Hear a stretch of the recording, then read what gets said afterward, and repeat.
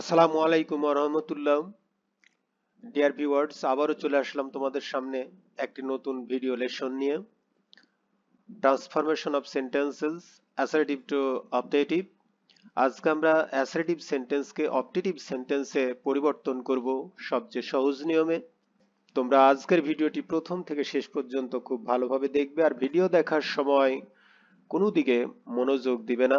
Dear viewers, আর কথা নয়, চলো আমরা চলে যাই আজকের গুরুত্বপূর্ণ আলোচনায়। এখানে কিছু প্রয়োজনীয় তথ্য রয়েছে তোমাদের জন্য। 1. অবজেক্টিভ সেন্টেন্স শুরু হয় মে দিয়ে। Example, may Allah bless you. 2. Objective সেন্টেন্সে মে ছাড়া প্রাইমারি অক্সিলারি ভার্বস বা মডাল অক্সিলারি ভার্বস বসবে না।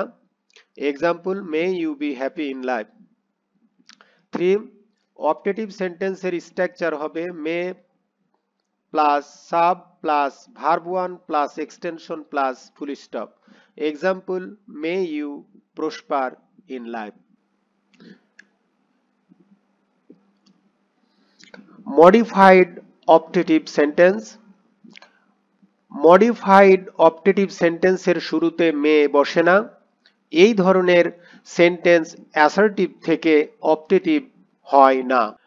Example, long live our mother, wish you a safe journey.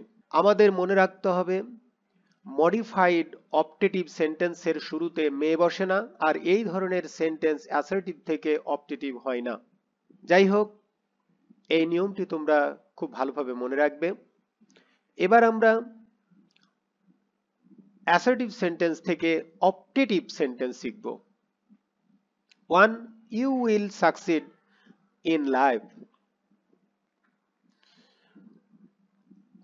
আমরা আগেই জেনেছি অবজেক্টিভ সেন্টেন্সে আমরা মে ব্যবহার করব, তারপরে ইউ, আর অ্যাসার্টিভ সেন্টেন্সে যে এখানে উইল আছে উইল বাদ যাবে।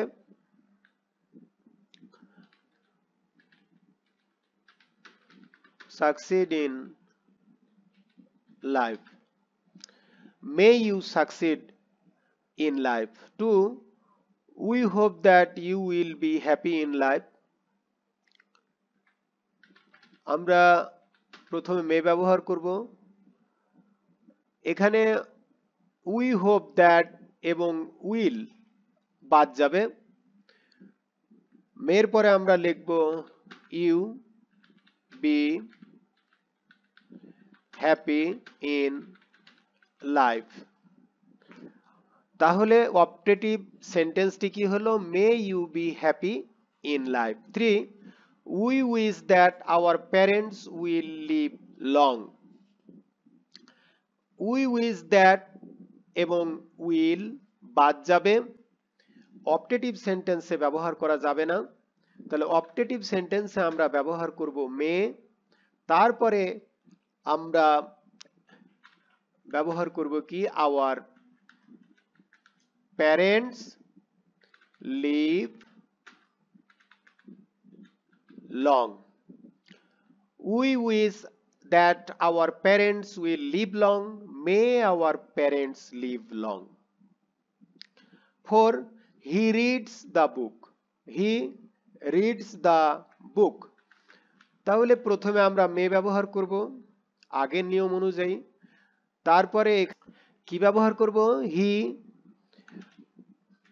রিড। তোমাদের মনে রাখতে হবে অবজেক্টিভ সেন্টেন্সে মূল ভার্বের প্রেজেন্ট ফর্ম ব্যবহৃত হয়।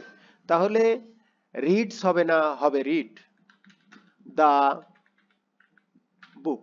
আমরা এখানে কি পাচ্ছি? মে এবং শেষে রয়েছে ফুল স্টপ।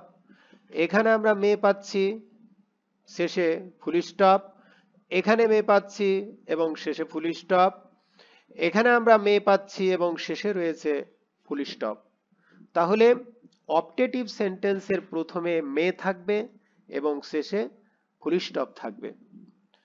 আর এই যে এখানে সাহায্যকারী ভার্ব রয়েছে উইল, সেটা অবজেক্টিভ সেন্টেন্সে বাদ যাবে। উই হোপ দ্যাট এবং উইল বাদ যাবে। এখানে রয়েছে কি? উইজ দ্যাট এবং পরে রয়েছে কি? উইল বাদ যাবে অবজেক্টিভ সেন্টেন্সে। এখানে রয়েছে কি রিডস, সাবজেক্টের পরে রয়েছে রিডস, কিন্তু অপটেটিভ সেন্টেন্সে রিডস হবে না, হবে রিড। আর প্রথমে তো আমরা ব্যবহার করব মে, এটা আমি আগেই বলেছি, তোমরা আগেই জেনেছো অপটেটিভ সেন্টেন্সের প্রথমে আমরা মে ব্যবহার করব এবং শেষে ব্যবহার করব কি ফুল স্টপ। ডিয়ার ভিউয়ার্স, এই ছিল আজকের আলোচনা।